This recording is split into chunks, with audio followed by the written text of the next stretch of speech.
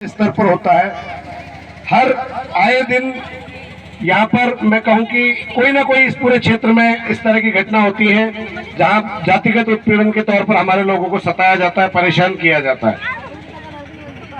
जब मैं यहाँ आया, जैसे ही मैं कार्यक्रम स्थल पर घुसा तो मैंने यहाँ पुलिस विभाग की बड़ी वाली बस देखी, तो मुझे लगा कि कितना जागरूक हमारा पुलिस विभाग का महकमा है कि हमारे कार्यक्रम के लिए इतनी बड़ी बस भेजी।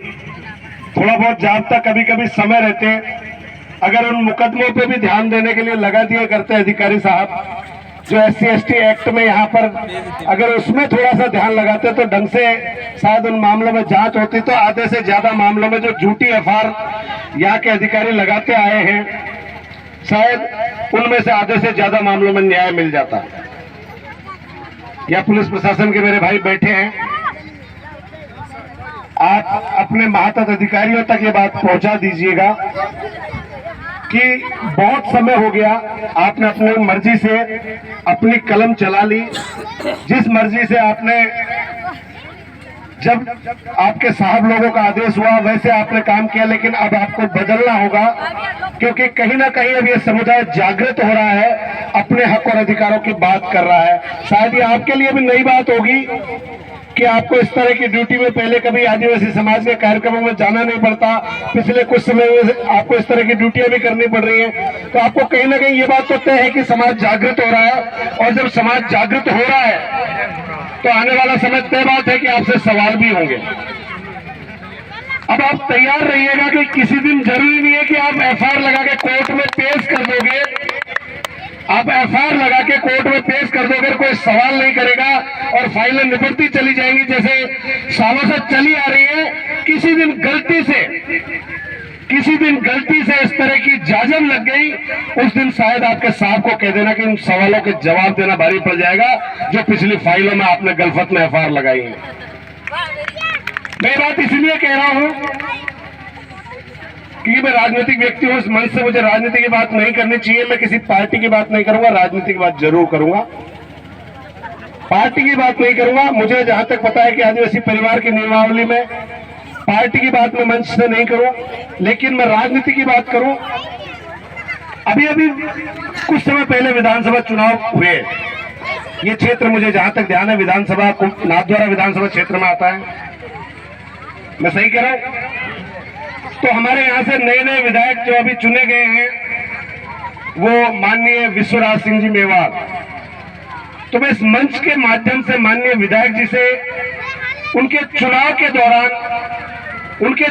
दौरान जो नरेशन, जो नारे उन लोगों ने दिए थे, वो उनको याद दिलाऊंगा और अगले 5 साल तक याद दिलाते रहना है। ध्यान रहे ये बात मैं इस मंच के माध्यम से और हमारे लोगों को भी इस बात को सचेत करना चाहता हूं कि आपने वोट उस मेवाड़ के राज्य चिन्ह को ध्यान में रखकर दिया है, जिसमें एक तरफ एक राजपूत योद्धा है तो दूसरी तरफ एक भील योद्धा है। वो मेवाड़ का राज चिन्ह जब आपसे वोट मांगे गए तो ये कहकर मांगे गए कि यहाँ का राजपूत और भील बराबरी से मेवाड़ के राज चिन्ह है, और आज उसी वंश का बेटा यहाँ से चुनाव लड़ रहा है। तो आपको तय करना है कि आपको वोट किसे देना है। और मेरे आदिवासी समुदाय ने, मुझे खुशी हुई कि जब माननीय विश्वराज सिंह जी मेवाड़ की धर्मपत्नी हमारे आदिवासी समुदाय के घर बैठकर भोजन कर रही थी, अच्छा लगा। उनसे इस पूरे क्षेत्र के राजपूत समाज को विशेष तौर पर सीख लेने की जरूरत है, क्योंकि अभी 2-4 दिन पहले ही मेरे पास एक पीड़ित भाई की FIR आई। क्या करूं, गलती से समस्या विश्वराज सिंह जी अपने लोगों को समझा ही नहीं पा रहे कि भाई बराबरी का दर्जा दिया है, वो सदियों पुराना रिश्ता याद दिलाकर आज वोट मांगा है। आपके पूर्वजों को इस आदिवासी समुदाय ने अपना खून पसीने बहाकर संरक्षित रखा, सुरक्षित रखा, और फिर सदियों बाद इसी आदिवासी समुदाय ने एकजुट होकर सारे बात बुलाकर आपको चुना है। तो आप विश्वराज सिंह जी मेवाड़, आपकी नैतिक जिम्मेदारी बनती है, आपकी नैतिक जिम्मेदारी बनती है कि इस पूरे क्षेत्र के आदिवासी भाइयों की सुरक्षा करना, ताकि और तो छोड़िए, कम से कम आपके समाज से जो लोग ताल्लुक रखते हैं वो लोग मेरे आदिवासी भाइयों पर अत्याचार नहीं करें, उनकी जमीनें नहीं हड़पे, उनका शोषण नहीं करे। इस बात की जिम्मेदारी यहाँ के विधायक विश्वराज सिंह जी मेवाड़ की बनती है। ये जिम्मेदारी इसलिए बनती है क्योंकि आपने इस समुदाय की भावनाओं को उज्ज्वलित कर वोट लिया है और इस समुदाय ने उसी भावना को ध्यान रखकर आपको वोट दिया है।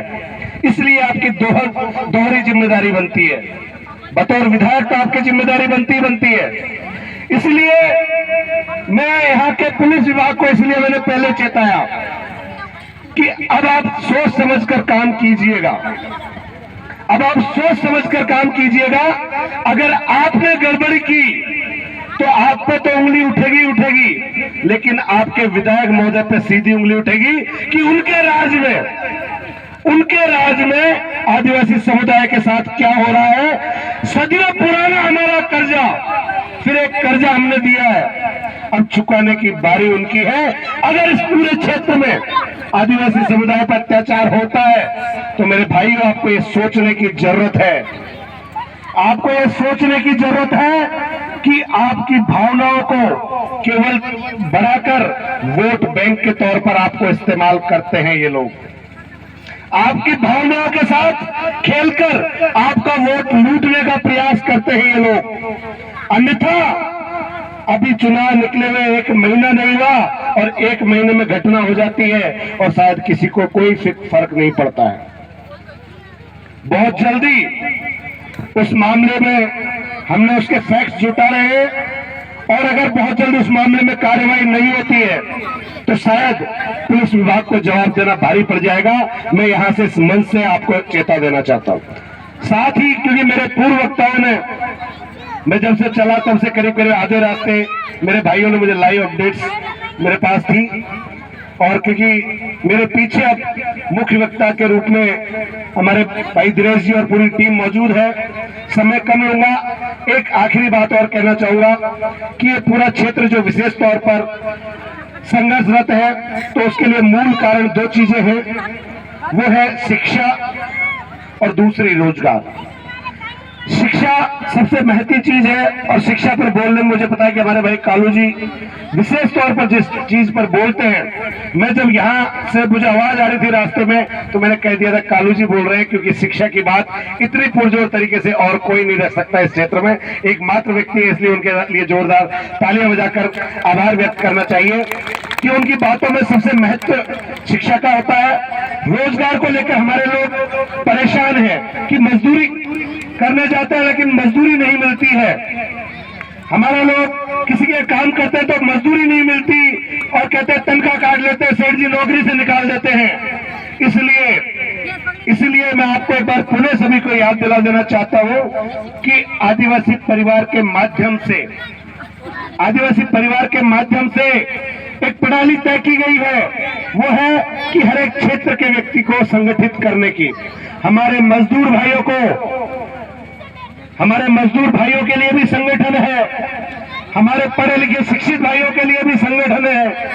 तो अब आप सबको ये जो दूसरे नामात्र के मजदूर संगठन बने हुए हैं, जो नाम तो आपका लेते हैं लेकिन फायदा किसी और का करते हैं, उन मजदूर संगठनों को आपको छोड़ना होगा। और आपको जो आपके हक की बात करे उन मजदूर संगठनों को ज्वाइन करना होगा। हमारे ड्राइवर भाइयों के लिए भी संगठन है, हमारे कर्मचारी बंधुओं के लिए भी संगठन है, हमारे विद्यार्थी बंधुओं के लिए भी संगठन है। अतः आपको अपने मूल संगठन में जुड़ना होगा, तब जाके आपकी आवाज मजबूत तरीके से आगे बढ़ सकती है। और इस मंच के माध्यम से मैं उन सभी को चेता देना चाहता हूं जिन्होंने अपने राजनीतिक स्वार्थ के चलते, अपने निजी स्वार्थ के चलते आदिवासी परिवार को छोड़कर दूसरे दामन थामे उन सभी लोगों को भी इस मंच से चेता देना चाहता हूं, कहीं भी भटक लो, कितने ही दूसरे बैनर पकड़ लो, कितने ही दूसरे झंडे उठा लो, अल्टीमेटली झक भरा कर आदिवासी परिवार की जाजम पर आना पड़ता है, आना पड़ेगा।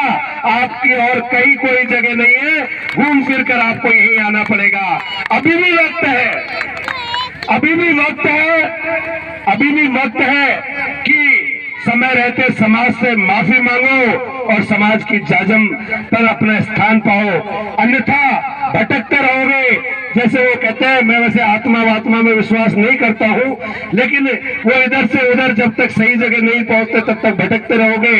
अभी भी मौका है, समाज आपका अपना है, समाज के वडीलों से, समाज के वरिष्ठों से, समाज के मौजूद लोगों से और जो विचारधारा को लेकर चलने वाले हमारे जिम्मेदार साथी हैं, उनसे माफी मांगकर शायद समाज में अपना पुनः स्थान पा सकते हो। ये उनको मैं सलाह देना चाहता हूं इस मंच के माध्यम से। ज्यादा समय नहीं लूंगा, आप सबने जो मान सम्मान दिया उसके लिए आप सबका आभार व्यक्त करता हूं। इतना ही कहूंगा कि आप सबके बहुत नजदीक हो, कुंभलगढ़ और उदयपुर दोनों मेरे ठिकाने हैं। आप आधी रात को कोई तकलीफ हो, आधी रात को कोई समस्या हो, इतना जरूर कहता हूं कि कभी लापी बने, कभी लापी अगर कोई मीठा खाने का काम हो, लापी बने, ब्याह शादी हो, कभी लापी बने, मुझे याद करो नहीं करो कोई बात नहीं, कोई तकलीफ नहीं, लेकिन कभी समाज को दुख दर्द तकलीफ हो और लाठी खाने का मौका हो तो आप इस भाई को, आपके इस बेटे को याद करना। आपके बीच में हमेशा मौजूद मिलूंगा, ये मेरा आप सभी को वादा है। ज्यादा समय नहीं लूंगा, एक बार पुनः आप सभी का आभार, अभिनंदन, जय जोहार, जय भीम, जय भारत, जय भील प्रदेश। बहुत बहुत धन्यवाद, आभार आपका। जोरदार ताली बजा करें इनका आभार, धन्यवाद देवे। अगले वक्त